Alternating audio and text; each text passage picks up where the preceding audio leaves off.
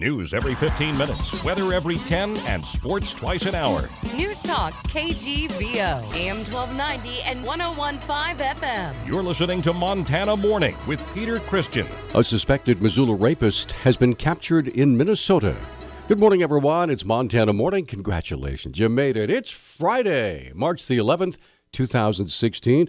Sky is cloudy. We do have some fog right now at Missoula. It's 31 degrees. Roads are mostly barren dry or barren wet, but the fog could make driving just a little bit tricky this morning, so please use caution.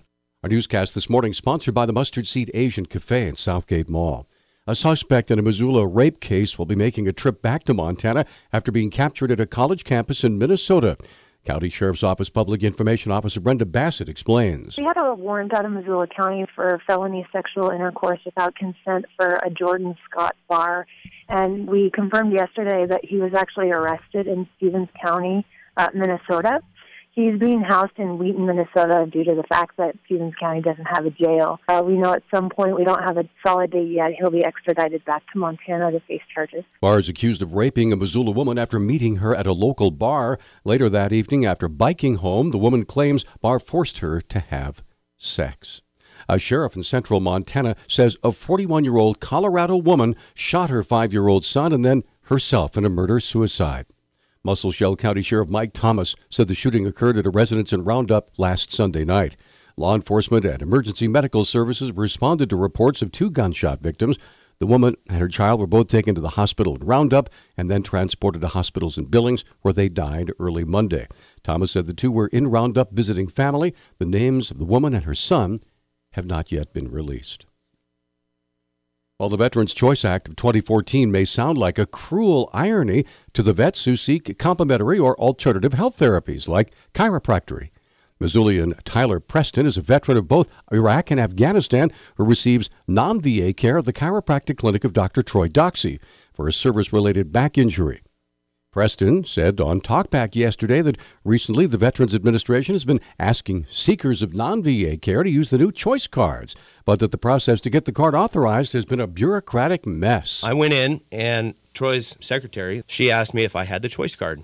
And I said that, yes, I had been issued the choice card 2 years ago, and I have never been authorized to use it. She kind of smirked a little bit and looked at me, and she goes, well, never mind then. And I said, well, what's going on? Well, come to find out, Troy has been seeing me and treating me since December unpaid. Preston said the choice cards present a number of hurdles, including the need to call the VA over at Fort Harrison to get approval for every individual chiropractic appointment, a process made more difficult for the fact that only one chiropractor actually works at Fort Harrison. Troy Doxey, the chiropractor who served in the first Gulf War, says he rarely sees any compensation from the VA. It's a scary process, actually, to go through and get the authorization to come and see me. I won't even tell them. I just treat them because I know that I won't get paid for it. I probably get paid for maybe 10% of the visits that I see. And generally speaking, I won't tell the patient because they feel bad and they won't come back and see me. And that's not what my intent is. I don't want to turn them away because they are my brothers. Some veterans are hoping the Veterans Choice Act can be reformed by Senate bill sponsored by Senator John Tester. Yellowstone National Park officials say an investigation has found no signs of an animal attack or foul play after human remains were found in the park earlier this month. Park spokeswoman Amy Bartlett said yesterday that evidence at the site, the western part of the park, shows the person died sometime in January. Snowshoers came across some of the remains inside the park boundary near the town of West Yellowstone on March 2nd. Park rangers and volunteers later found more remains that had been scavenged by animals. Bartlett said park officials are working with the Montana Crime Lab to determine the person's identity. Former Missoula City Councilor Dave Strohmeyer will officially announce his candidacy for the Missoula County Commission this morning at the county elections office. He explains why he decided to run for the seat currently held by appointee Stacy Rye. I served 2 terms on the Missoula City Council, and I've always believed strongly in public service and the need to give back to our communities. And for me, at this point in time, working on many of the issues that have been near and dear to me over the years and working on those at a county-wide level seems the right thing to do. Strohmeyer contrasted the governing styles of the city council with 12 members and a mayor as opposed to the trio of county commissioners. And it's clearly a more intimate environment, if you will, because you have 3 commissioners and to get anything done, you need to get two of those folks to agree with one another and hopefully nurture good working relationships with one another. One commissioner already behind Strohmeyer's candidacy is Gene Curtis, who has endorsed his campaign and will appear with him at the county courthouse for his official announcement this morning at 9. An 82-year-old California man who had been reported missing while attending a conference at a Montana ski hill has been found dead. Gallatin County officials say Paul Stoll of Santa Paula, California, was last seen last Tuesday morning at the Huntley Lodge at Big Sky Resort. He was reported missing about 7 p.m. Wednesday after he failed to attend conference events. Searchers found his body early yesterday in some trees near a ski lift. The cause of death has not yet been determined. This week, a U.S. Senate Appropriations Committee discussed President Obama's fiscal year 2017 Indian country budget.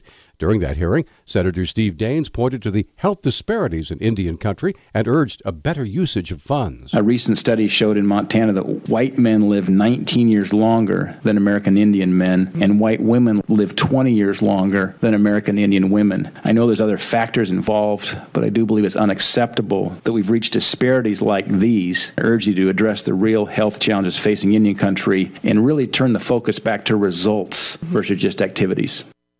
During a separate subcommittee meeting with the Interior Department, Daines brought up the issue of wildfire management on tribal lands. In 2015, Montana experienced one of its worst fire seasons, and Montana tribal reservations were no exception. Here's one of the challenges. Oftentimes, these fires start on federal lands and then spread to tribal lands. Do you support increasing tribes' authority to more actively manage tribal trust forest lands and the neighboring federal forest lands? BIA Acting Assistant Secretary Larry Roberts committed to working with the USDA. A group of Missoulians are planning a protest march for tomorrow in response to a letter sent out by Missoula County Commissioners to the Bureau of Population, Refugees, and Migration asking for Syrian refugees to be settled in Missoula County.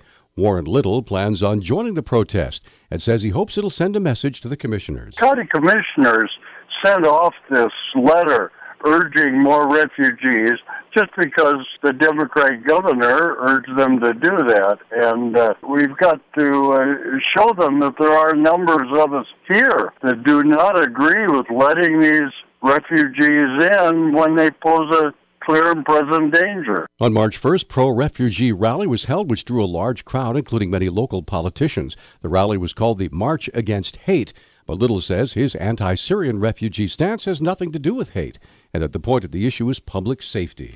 People who are in favor of the refugees numbered probably 500 or 600. I'd love to see 500 or 600 out there. I don't think I will. It's pretty hard to get people passionate about a cause. It seems the left is a little more successful in doing that. The rally will be at 3 o'clock tomorrow afternoon in front of the Missoula County Courthouse. Newstalk time 6:13. Newstalk, KGVO. Missoula's official weather station. Low clouds and areas of fog this morning will give way to mostly cloudy skies today. There's a chance of a few afternoon showers. Highs will be in the mid-50s. A chance of showers tonight with unsettled weather through the weekend. I'm meteorologist Brooke Foster for KECI 13.